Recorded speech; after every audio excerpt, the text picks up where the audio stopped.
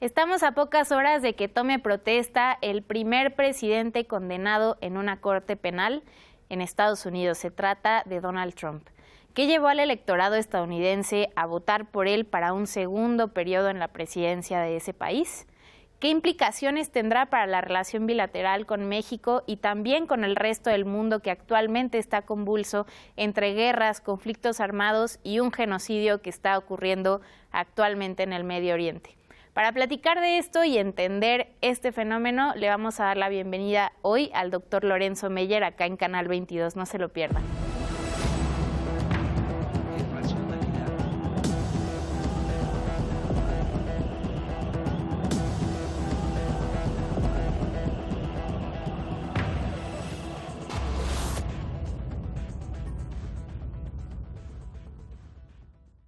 Hola, ¿qué tal? Muy buenas noches a todas y todos quienes nos siguen por la señal y redes sociales del Canal 22. Bienvenidas y bienvenidos a este especial que, pues sí, es bastante especial porque estamos a unas cuantas horas de que tome protesta por segunda ocasión el presidente electo Donald Trump en los Estados Unidos. Y para platicar de esto, nos da mucho gusto darle la bienvenida al doctor Lorenzo Meyer. ¿Cómo está, doctor? Bienvenido. Gracias. Gracias a usted por estar por acá. Si le parece, vamos al grano. Vamos. ¿Cómo llega Donald Trump a su segundo periodo como presidente de Estados Unidos? Quizá la pregunta, si la hacemos ligeramente diferente, sea todavía más interesante.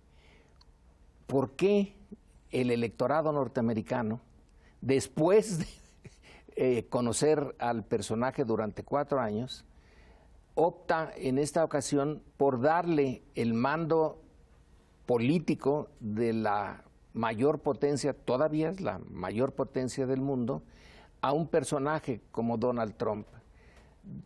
Creo que sí es interesante la personalidad de Trump y explicarlo por su biografía, etcétera, pero lo más interesante es por qué tiene esa aceptación, ese respaldo.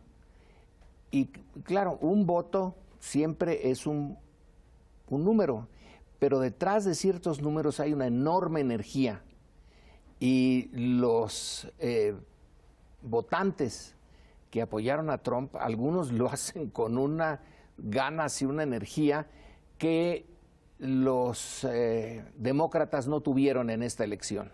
¿De dónde sale la decisión del electorado norteamericano para aceptar que los dirija, los represente y los dirija un personaje que se sale de los moldes, un personaje que nunca antes de ser presidente había tenido responsabilidad política? No se puede decir es que tiene una carrera que lo respalda. Miren, empezó como gobernador o senador o diputado y fue a lo largo de un buen tiempo dominando el arte del gobierno y llega al gobierno. No, señor, llega Claro. como pocos, sin ninguna experiencia, pero está en el discurso, quizá la clave. Sí, su personalidad, pero su discurso. Es un discurso al que yo calificaría con un término arquitectónico. Se conoce el brutalismo en arquitectura, ¿no? Que son estructuras grandes, imponentes, en donde lo único que se ve es lo fuerte, el acero y el cemento, nada de adornitos ni de disfraces. Y el discurso de Trump es así, es de gran dureza, y en esa dureza logra representar el agravio que tiene una parte importante de la sociedad norteamericana hacia su propio sistema político. Claro. Esto es realmente nuevo, no es muy frecuente que se dé, y desafortunadamente parte del agravio lo dirige Trump, que sabe cómo dirigir eso, ni duda, hacia fenómenos y países como México y su migración y el narcotráfico. Poner la culpa en otro. Claro. Y en ese otro, que en realidad está bastante indefenso, es un blanco fácil para mantener exaltados los ánimos de una parte de esa parte de la sociedad norteamericana que se siente agraviada con su sistema, pero en relación a nuestro país resulta que somos el chivo expiatorio. De ahí vienen los indocumentados, que según el discurso de Trump, en buena medida son criminales, locos, gente que quitan los empleos y en la margen de la sociedad, no la es de la sociedad, y que pueden presentar casos patológicos y criminales y poner en peligro a la población norteamericana. Claro. Ese discurso que uno desde acá lo ve, pero ¿qué le dio a este señor bueno, le ha resultado excelente.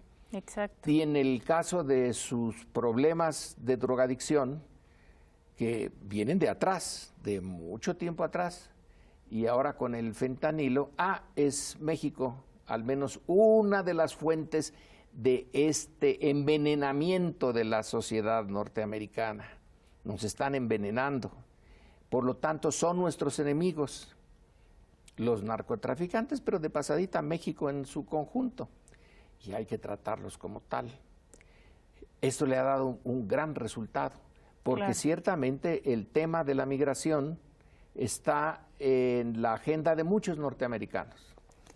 Y bueno, se puede entender, pero la forma como la abordan es muy unilateral. No ven el hecho de que en realidad están explotando una mano de obra muy barata, que le están dejando las tareas más duras, claro, y que esa mano de obra en particular, los indocumentados, está indefensa, tanto en su país, en México, como allá en más. Estados Unidos. Ahorita vamos a entrar al tema de México, pero quisiera regresar a algo que usted menciona, y es que es casi inédito que a pesar de ya conocerlo, de un discurso pues altamente violento en varios aspectos, también es el primer presidente que llega con una condena penal. Fue encontrado culpable en un jurado. Si le parece bien, vamos a escuchar una nota que nos ilustra bien su situación jurídica y la comentamos. El pasado 10 de enero, Donald Trump, presidente electo de Estados Unidos, fue sentenciado en el caso de falsificación de registros comerciales para silenciar una relación con Stormy Daniels antes de las elecciones de 2016.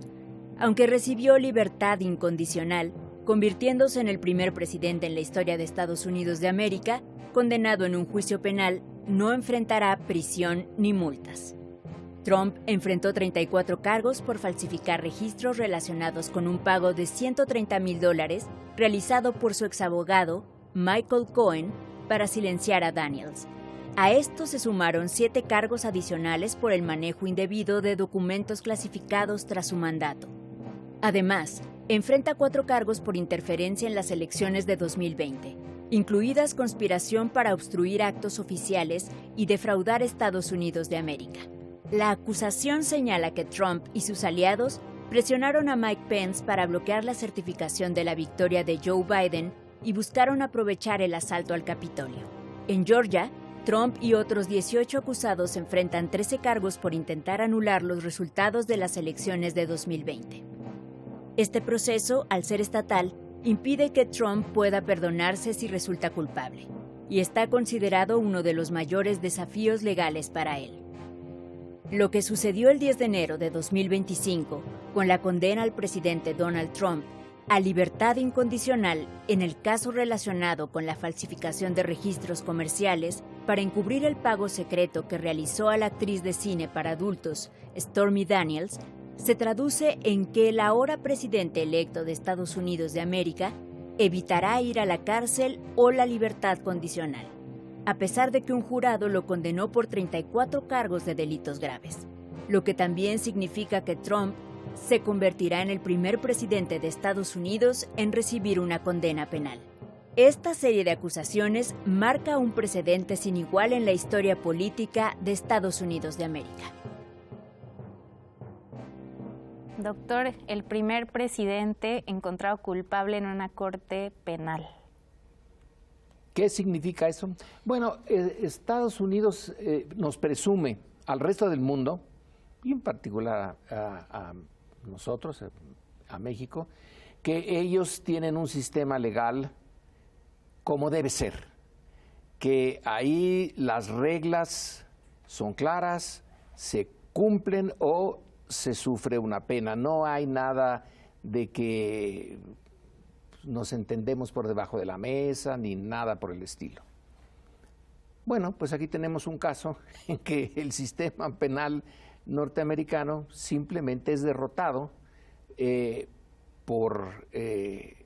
no solamente por Trump, sino creo yo que hay una opinión pública, la que lo eligió, que considera que eso no es importante, que violar sus propias normas jurídicas, que durante mucho tiempo son consideradas pues uno de los puntos más interesantes de la civilización norteamericana, pues resulta que no es tan importante si se trata de un personaje así y por causas que en realidad no merecen la pena.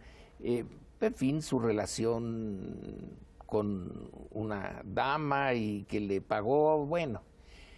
La otra sí es interesante, la de entorpecer el proceso democrático, porque ellos se consideran el ejemplo de democracia. Desde el principio nos dijeron que eran, cuando ni usted ni yo estábamos en este mundo, pero ellos, digo los norteamericanos, dijeron que eran the city upon the hill, la ciudad que está sobre una colina y que alumbra a la humanidad. ¿Alumbra con qué? Con sus valores, con su sistema jurídico, con su apego a la democracia. Y aquí resulta que ahí sí lo vimos muchos de manera espectacular, ese asalto al Capitolio, que fue, pues sí, sorprendente. Sorprendente por haber hecho el asalto y sorprendente porque en realidad nadie los reprimió. Los dejaron entrar como Pedro por su casa, claro, en las oficinas de los legisladores, sí, y hacer destrozo y medio. Y que ese personaje sea ahora de nuevo presidente, después de haber hecho todo lo posible para que su público, su parte de la sociedad, que es la mitad del electorado la que lo apoya, haya cometido estos desmanes porque hay fraude electoral. Nosotros en México, el fraude electoral ya somos expertos en eso. Pero no andamos presumiendo de que nuestro sistema es realmente perfecto y ejemplo para el mundo. Bueno, aquí tenemos un caso de un motín en contra del resultado electoral, que se señala que hubo fraude, pero nunca se pudo probar que hubo fraude. Sin embargo, se insiste.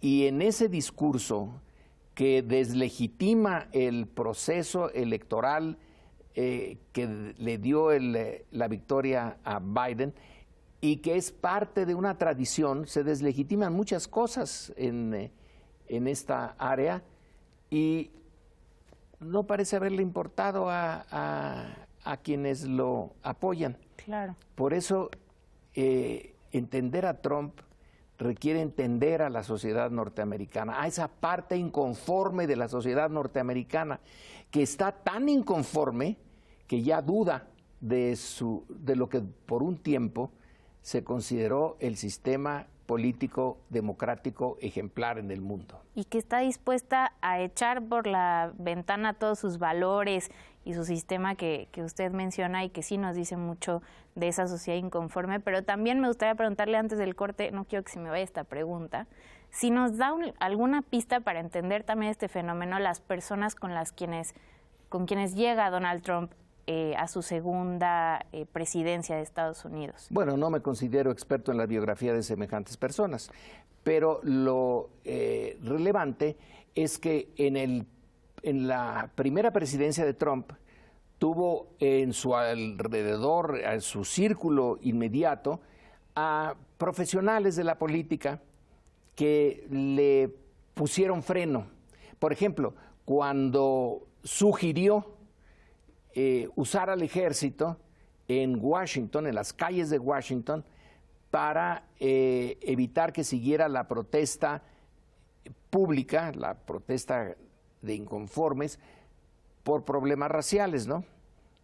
Y que los responsables del ejército norteamericano dijeron no.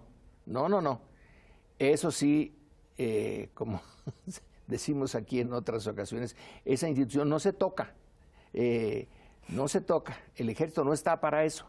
Pero ahora tiene como propuesto para ser secretario de Defensa a un personaje que sirvió no exactamente en el ejército, sino en la Guardia Nacional, pero que tiene experiencia en temas latinoamericanos, en El Salvador, en el uso del ejército. El zar de la frontera, ¿no? El justamente para controlar, ¿no? Del ejército y de la policía y de lo que sea, de la fuerza. No van a ser esas personas las que le pongan el freno que sí le pusieron en la primera presidencia. Así que da la impresión de que con ese gabinete, que no es tradicional, que no está socializado en las formas tradicionales de la política norteamericana, se dan cuerda el presidente y sus colaboradores. Uno alienta a los otros y los otros respaldan al uno y se hace un círculo difícil de quebrar y que puede llevar a tomar decisiones que en otras circunstancias la gran potencia no tomaría. Digamos que con una cierta responsabilidad, sentido de responsabilidad, limitaría algunas de las decisiones políticas que pueden llevar a situaciones críticas, pero ahora no. Entonces, el grupo que lo va a acompañar, y para nosotros Marco Rubio, el que va a ser el encargado de la política internacional, que ya ha mostrado su animadversión a los gobierno anterior, del cual sale el gobierno presente de Claudia Sheinbaum. Bueno, pues no nos da mucha confianza de que pueda llevar la parte, digamos, lógica, incluso tradicional de Estados Unidos, de tener ciertos frenos en el caso del vecino del sur, al que necesita, pero al que también puede presionar mucho por la diferencia de poder, por la simetría de poder, claro. Pero que en el pasado, ya no hablemos de la época de el New Deal, el nuevo trato, en donde dio un vuelco a la política exterior norteamericana en general y en particular hacia México, ¿no? Que ya no era el choque de intereses.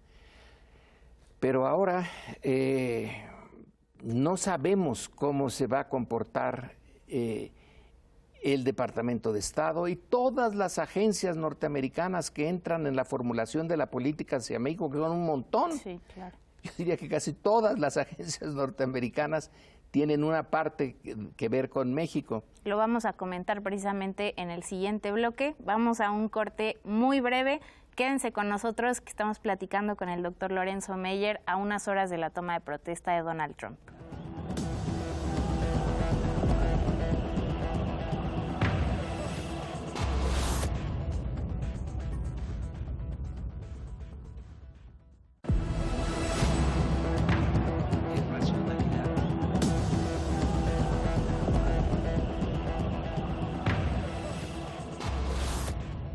Ya estamos de vuelta en este especial de Canal 22 con el doctor Lorenzo Meyer para platicar sobre la segunda presidencia de Donald Trump, que habrá de iniciar en unas cuantas horas.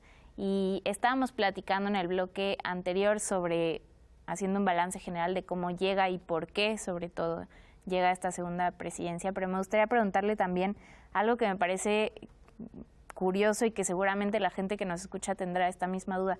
¿Por qué las personas migrantes, por qué creció el voto de las personas migrantes por el Partido Republicano en esta elección, a pesar de las políticas migratorias que son bien conocidas después de una presidencia de Donald Trump, pues que sí tuvo ciertas amenazas que no se cumplieron en su totalidad, pero también tuvo ahora de nueva cuenta un periodo para hacer campaña con un discurso antimigrante, violento, racista y demás? ¿Por qué considera usted que los migrantes, las personas que son hijas de migrantes, votaron así en esta elección? Los que son descendientes de migrantes, los que tienen su raíz muy cerquita de una migración que todavía pueden recordarse. Creo que es complicada la explicación, pero yo propongo unos de las posibles explicaciones.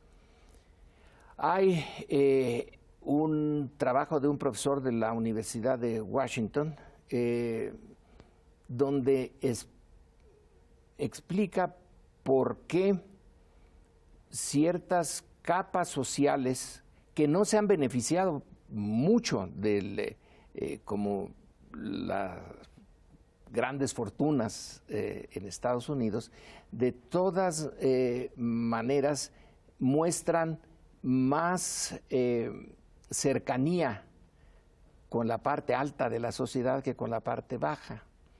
Y la manera de explicarlo es, pues, más o menos simplificando, que mientras hay alguien abajo, el estatus de uno, aunque no tenga una ganancia económica, aunque no se beneficie materialmente en ese sistema, pero si el sistema mantiene abajo a alguien, ya es una ganancia.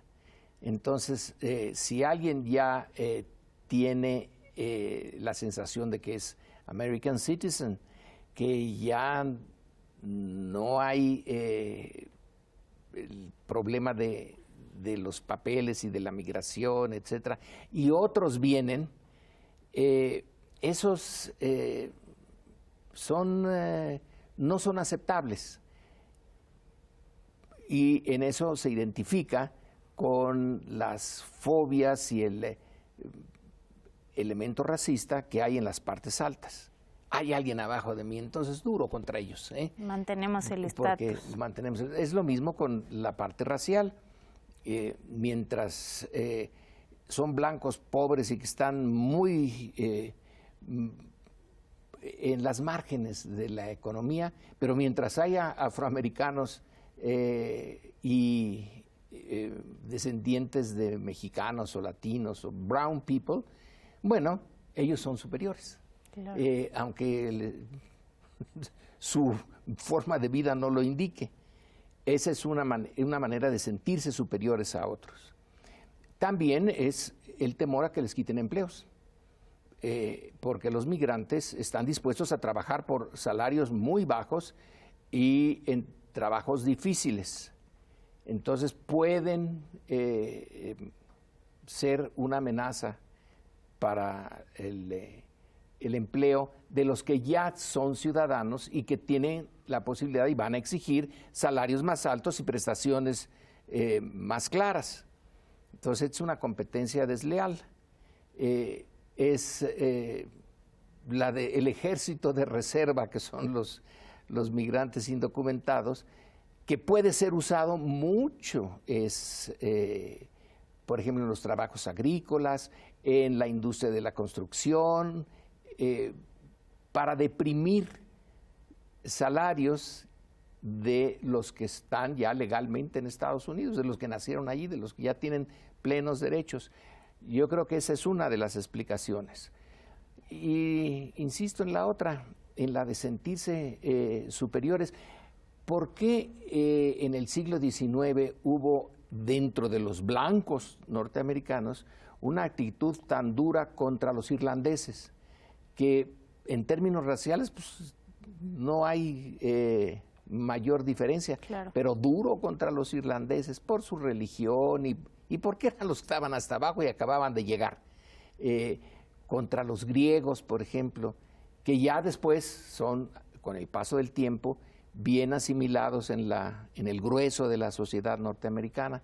Entonces, tal pareciera que hay una predisposición contra los recién llegados. Okay. ¿Y quién tiene la predisposición más a flor de piel? Los que casi acaban de llegar y ya son aceptados. Es un fenómeno interesante ese. Quiero hacerle muchas preguntas, pero lo voy a acotar. Me gustaría que habláramos de México y sobre todo del tráfico de armas que ya ha sido denunciado desde el sexenio anterior. Se presentó una denuncia, como sabemos, contra la industria armamentista, pero ahora también se reveló hace unos días por parte del mismo Departamento de Justicia de Estados Unidos que el 74% de las armas aproximadamente que son incautadas en México vienen de ese país. Y para esto nos envió Court Hackbart una opinión al respecto que me gustaría comentarla con usted después de verla. Hola, mi nombre es Kurt Hackbart, periodista estadounidense de origen radicado en México. Mucho se está hablando en Estados Unidos del tráfico de fentanilo de México a Estados Unidos, casi todo traficado por ciudadanos estadounidenses en puertas de aduana legales, por cierto. Pero se habla mucho menos del tráfico de armas desde Estados Unidos hacia México. Apenas, y por primera vez, el Departamento de Justicia de Estados Unidos ha reconocido que bien 74% de las armas usadas en México provienen de Estados Unidos. Y no cualquier arma, sino armas de alto calibre, de 50 y por arriba. ¿Por qué pasa eso? Bueno, en primer lugar, porque los fabricantes de armas dependen de este flujo para gran parte de sus utilidades. Aunque pues hay que rastrear los antecedentes de los compradores. Cuando hay ferias de armas, no tienen que rastrear nada. Y el tráfico de armas ni siquiera es crimen federal en Estados Unidos. Y segundo, porque existe una asociación de cabildeo muy fuerte en Estados Unidos, the National Rifle Association, la Asociación Nacional del Rifle, que solo en este año ha gastado más de 10 millones de dólares para influenciar a candidatos y proteger sus intereses. Entonces, México, por lo mismo, ya está demandando a varios fabricantes de armas en Estados Unidos. Pero como Claudia Sheinbaum dijo en su carta a Trump, pues este flujo que socava las leyes de control de armas en México tiene que detenerse. La pregunta es, ¿cómo? Retomo la pregunta de Court Hackbart. El cómo es importante, porque también lo escuchamos del secretario de Economía hace unos días, ¿no? De Marcelo Ebrard, en esta respuesta que le da a Donald Trump. Si quieres ayudar a México, no mandes armas. Pero ¿qué mecanismos tenemos acá institucionalmente para frenar ese flujo de armas? Bueno, aquí lo hago desde un punto de vista propio y con la visión histórica. Siempre ha habido ese flujo. Los insurgentes mexicanos, cuando toman prisionero a Hidalgo, su propósito es ir a Estados Unidos, ya que había sido derrotado militarmente, mantenerse allí, aprovisionarse allí y regresar.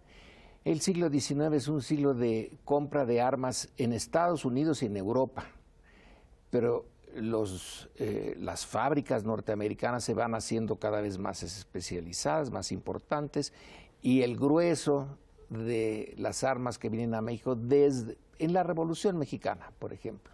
¿De dónde se aprovisionaban los ejércitos revolucionarios? ¿De dónde se aprovisionaba de armas y parque la División del Norte de Villa? Pues en Estados Unidos. ¿Y con qué se pagaba eso? Pues en parte con minerales, con ganado que se tomaba de las minas y de las haciendas que los revolucionarios lograban controlar. Entonces era un intercambio de bienes, materias primas mexicanas por armas norteamericanas. La frontera, ya lo sabemos, es enorme y muy difícil de controlar, pero además está la peculiaridad norteamericana de que los ciudadanos tienen derecho a tener armas, que está en su derecho a armarse. Pocos países tienen el derecho a la aportación de armas. Hace unas semanas apareció una noticia, creo que ya no recuerdo si el Washington Post o el New York Times, en donde se anunciaba la existencia de máquinas vendedoras de armas.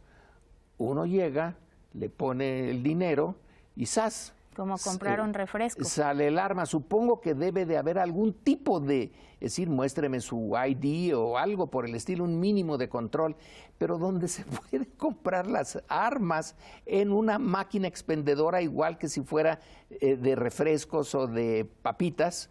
Claro. Nos dice mucho de esa sociedad, la obsesión de estar armados.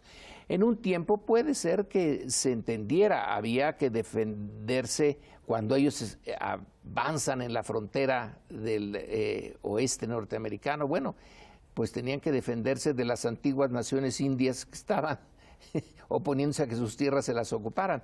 Y usaban armas y tenían que estar armados todo el tiempo. También en la frontera norte mexicana, el uso de las armas era bastante común. Pero bueno, son otras épocas. Claro. Y aquí insisten en mantener esa forma de ver las armas como algo que les pertenece a cualquier familia y que entonces la cantidad de armas disponibles en Estados Unidos no pueden detener la entrada de drogas, que es lo que les preocupa, que en buena medida de México a Estados Unidos no la pueden detener, menos van a detener la salida de armas de Estados Unidos. Es un círculo de intercambio, venta de drogas allá, obtención de los dólares, se obtienen los dólares, se compran las armas, se traen a México, eso arma los pequeños ejércitos de las organizaciones criminales en México, se sigue produciendo la droga o comercializando, ya que a veces no se produce aquí, y está el círculo vicioso.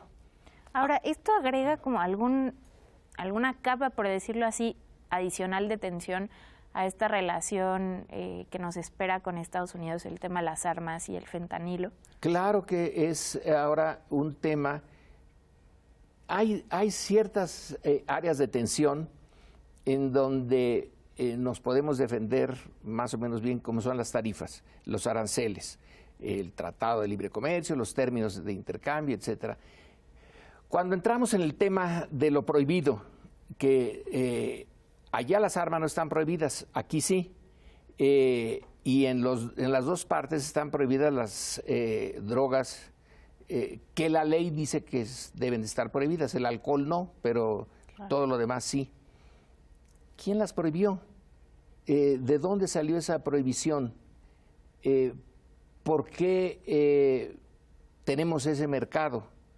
Bueno, pues porque desde principios del siglo XX, desde la Convención de Shanghái, y Estados Unidos es el que la convoca, se declara que el opio tiene que ser vetado y es ilegal.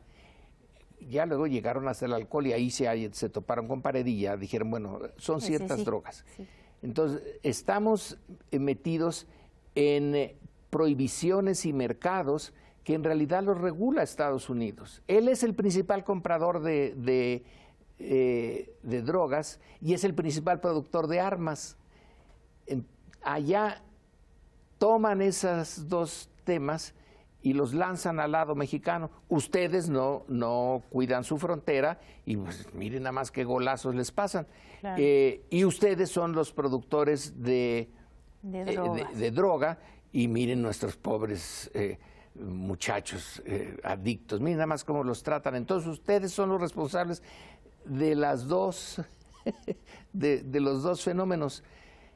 Sí, el de las armas tiene problemas desde por lo menos que yo sepa, desde el siglo XX. Durante la Revolución hubo momentos en que se prohibía o no se prohibía la exportación de armas a las zonas rebeldes. Y eso era una arma política norteamericana. Cuando no se reconoció a los gobiernos de Obregón en los años 20, la posibilidad de que el Departamento de Justicia impidiera la exportación de armas a los rebeldes contra Carranza y luego a los rebeldes de la Huertistas, por ejemplo, en la siguiente etapa, era un arma política. Claro. Prohibir o no prohibir porque se reconocía o no se reconocía al gobierno. Y la usaron. Bueno, ahora les conviene políticamente al gobierno norteamericano ayudar a eliminar los ejércitos privados mexicanos, porque son un elemento problemático para mantener la estabilidad política en México. Pero no lo hacen con el rigor con el que podrían hacerlo. Y lo de las drogas, pues menos, no hay no entiendo del todo el tejido de los intereses que hace que, por un lado, sí, no les guste que México se desestabilice, pero por otro lado no toman medidas realmente de fondo para evitar el tráfico de armas y en buena medida lo del narcotráfico, el seguir la ruta del dinero, el impedir el blanqueo de dinero allá, una política estrecha entre los dos países sobre esto podría dar buenos resultados, pero a Trump no le conviene por el momento. Le conviene echar la culpa a México. Es decir, miren lo que están haciendo. 100,000 jóvenes mueren al año en promedio por el consumo de fentanilo que nos viene de México. Entonces está México convirtiéndose en una amenaza a nuestra seguridad, a nuestra esencia. Hay que darle duro. Claro. Y eso enardece a sus seguidores, le da legitimidad. Claro. Y entonces ya dicen, bueno, si este señor lo condenaron por andar ocultando el pago a Stormy Daniels, eso no es importante finalmente, es una peccata minuta. El punto está en estos mexicanos que tienen las organizaciones criminales y muy bien armadas, Pues claro. Sí, cómo no van a estar bien armadas, con Barretts 50, con drones, ya están muy sofisticados los narcotraficantes, son pequeños ejércitos y controlan partes del territorio, lo cual es una forma de debilitar al Estado mexicano, claro. No solamente al gobierno, sino al Estado mismo, cuando hay partes de su territorio que están bajo control de organizaciones criminales. Y entonces nos dice Trump, bueno, pues les puedo mandar soldados y que nosotros nos hagamos cargo de la destrucción de los nidos donde están los narcotraficantes y se está produciendo la droga.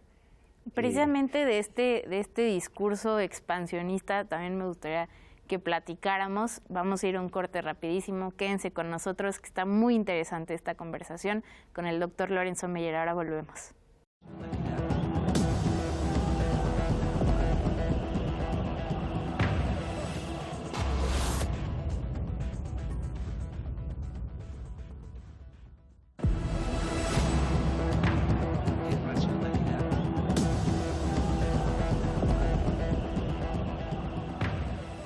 ¿Qué hay con Canadá y Groenlandia ahora que inicia el segundo mandato de Donald Trump? En relación con Canadá, pues obviamente evidenciar la poca popularidad o el nulo respaldo que tiene el todavía primer ministro frente a su población, y sobre todo el verse Trump como este ganador, generador de una economía mucho más fortalecida, llamándolo el Estado 51, y sobre todo también el hecho de poder imponerse como el líder regional de América del Norte. Y por otro lado, el tema de Groenlandia, algo muy relacionado con el espacio geopolítico o la estrategia geopolítica que Estados Unidos siempre ha seguido en su política exterior.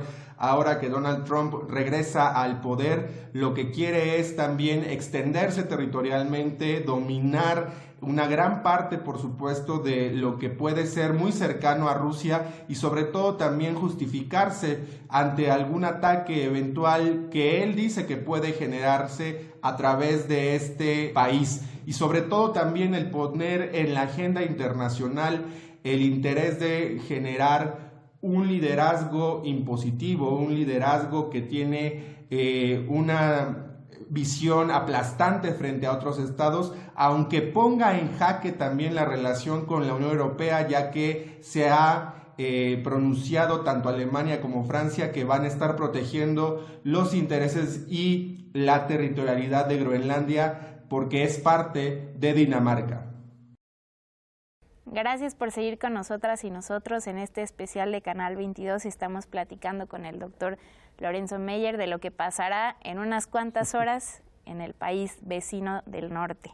Doctor, hay una pregunta que me gustaría hacerle, y es que entre quienes opinan seguido en los medios de comunicación hay cierto optimismo respecto al tema de las guerras con la presidencia de Donald Trump. Hay quienes sostienen pues que él no tiene interés en seguir manteniendo, por ejemplo, este apoyo económico a Israel para continuar con el genocidio en Palestina o seguir interviniendo entre Ucrania y Rusia. Sí.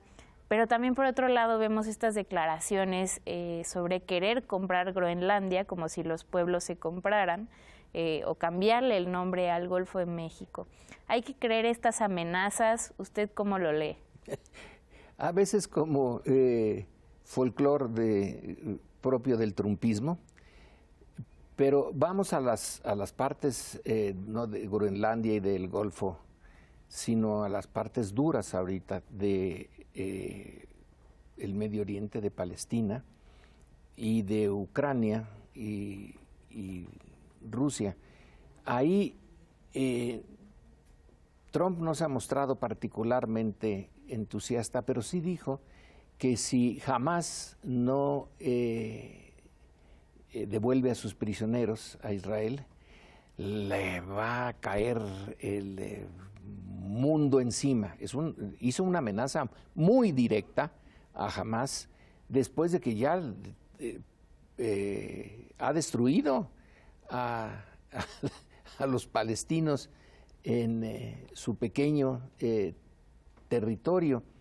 Entonces queda la sensación de que él mismo no ha decidido qué hacer. Por un lado, amenaza, y una amenaza durísima contra Hamás, en el caso de Palestina, pero no es un entusiasta de las incursiones norteamericanas en Afganistán, en Irak. No es algo que celebre esa forma de actuar de Estados Unidos.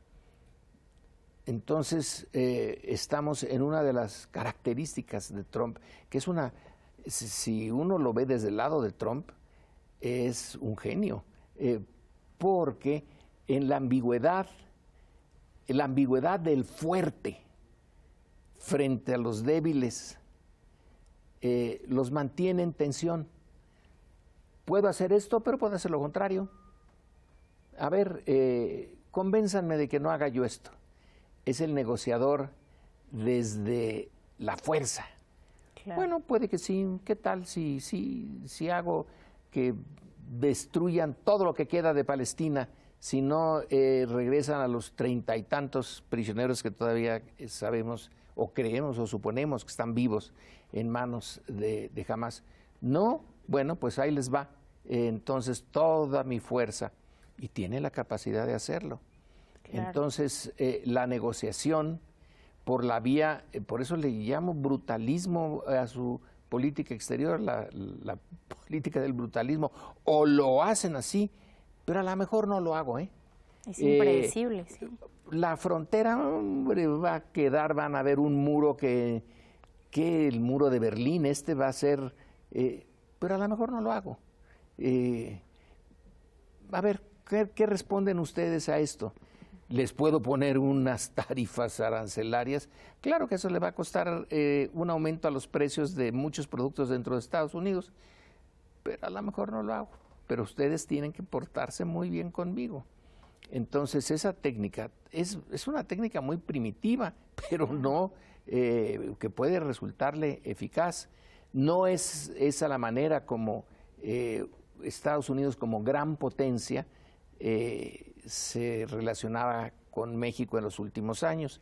Con México se relacionaba de una manera más civilizada, amigable, y los muy embajadores cordial, hablaban de la igualdad entre las, y los presidentes anteriores a Trump, la igualdad entre las naciones, entre las dos naciones fronterizas, amigable, etcétera.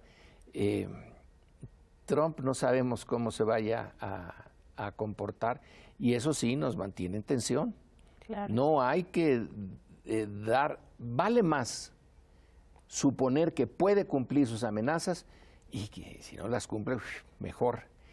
Pero suponer que no las va a cumplir, entonces no hagamos nada y púmbale, que claro, de repente nos lleguen el resultado de las redadas de indocumentados mexicanos o de indocumentados en general, donde puede meter también a no mexicanos. Y no subestimarlo, ¿no? Porque yo escucho mucho este comentario, este entusiasmo de muchas personas de decir, bueno, es que no tiene una buena relación con Zelensky, por ejemplo, ¿no?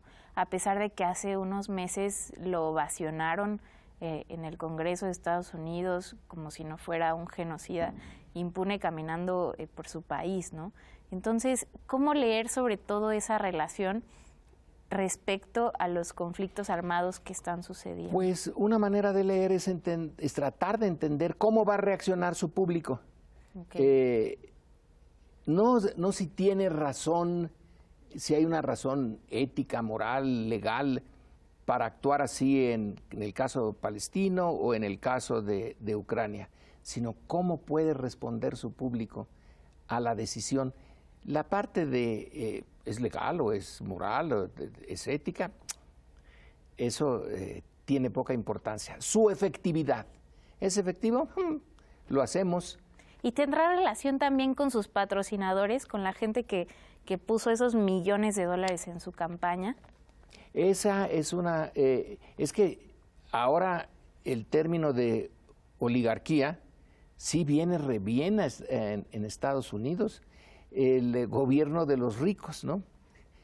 Desde que apareció el término ahí en la Grecia clásica de oligarcas. El hecho de tener a Musk en un puesto no formal, pero es más poderoso ya desde ahorita que muchos del gabinete, porque es el hombre más rico del mundo, ¿no? Entonces la identidad entre gran riqueza y gobierno es ahora muy transparente y alarmante. Ahora, ¿qué les interesa a sus patrocinadores, a esa oligarquía? ¿Le interesa realmente seguir con la guerra en Ucrania? ¿Les interesa seguir con la política, apoyando la política de Israel? Hay que meterse ahí, sí, hacer un análisis de expertos y decir, puede que sí les interese por tal o cual razón, pero lo que a ellos les interesa es seguir teniendo las posibilidades de aumentar sus fortunas. ¿En qué medida la política exterior impide o apoya ese natural, deseo de los súper ricos de seguir siendo súper ricos, a costa de lo que sea, del planeta. En realidad, a final de cuentas, viene a ser a costa de una explotación fantástica de los recursos naturales que no puede seguirse manteniendo a ese ritmo por siempre. Claro. Doctor, y para entender, ya también para ir concluyendo, pues nos quedan 4 años con este vecino, vamos a ver ciertas tensiones. Naturalmente viene el próximo año la revisión del Tratado de Comercio y demás. ¿Cuáles son las claves que hay que tener presentes nosotros acá? Porque si algo es cierto es que permanentemente nos bombardean de información en los medios, en las redes sociales, quienes opinan, quienes escriben y demás. Y bueno, para tratar de formar pues una opinión informada, objetiva, una postura. No, pues ¿Qué claves hay que tener presentes para entenderlo? Es que hay que meternos. Un ciudadano mexicano normal no tiene tiempo de andarse metiendo en las complejidades de la política de la gran potencia. Ni los expertos a veces pueden realmente tener una opinión acertada. Pero debemos de insistir en que a pesar de la disparidad de fuerzas, de la asimetría entre los poderes, la defensa de la soberanía relativa de México es importante. Ese espacio en que todavía podemos tomar decisiones en materia de política interna y externa sin pedirle permiso, sin temer que salgan muy caras.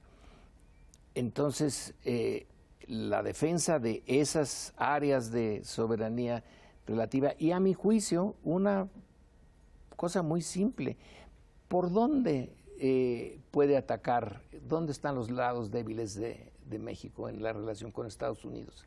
En nuestras debilidades internas, en la corrupción que hay en México, en que no se puede realmente ponerle un alto a los carteles de la droga, ya independientemente de que lo que quiera Estados Unidos. Nosotros, nuestra demanda es un Estado, para ser realmente soberano, que tenga el control de su territorio de arriba a abajo, una política que no esté tan carcomida por la corrupción y la ineficiencia o ineficacia, como se quiera.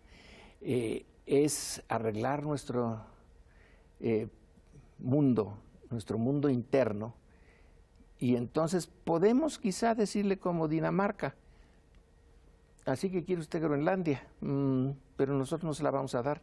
Y no hay forma, creo yo, espero, de que haya de que manipulen a la opinión o ciertas fuerzas internas de Dinamarca para que cambie de política, porque es un sistema político muy aceptable, muy decente, muy legítimo.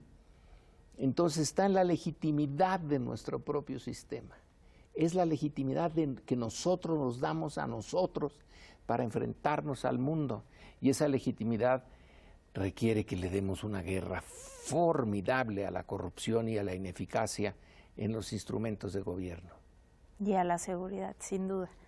Doctor, pues le agradezco muchísimo por esta charla, seguramente que fue muy esclarecedora, no solo para mí, sino también para la gente que nos esté escuchando, que nunca dejan de llegar estas noticias alarmantes, noticias falsas por todos lados, y creo que era muy importante que tuviéramos un espacio para aclarar estas dudas y sobre todo pues para entender lo que va a pasar en los próximos 6 años. Aclararlo, 4 años. Aclararlo relativamente. Sí, porque claro, en materia de ciencia política, la política es muy poco científica y tiene unas interrogantes enormes, unas incertidumbres. Permanentemente. El juicio político es incierto siempre. Y en ese sentido, ojalá que no sea la última vez que platiquemos para seguir tratando de entender lo que pasa. Muchísimas gracias, doctor, por acompañarnos y sobre todo muchísimas gracias a ustedes por seguirnos en este especial de Canal 22 a unas horas de la segunda presidencia de Donald Trump. Nos vemos a la próxima. Muy buenas noches.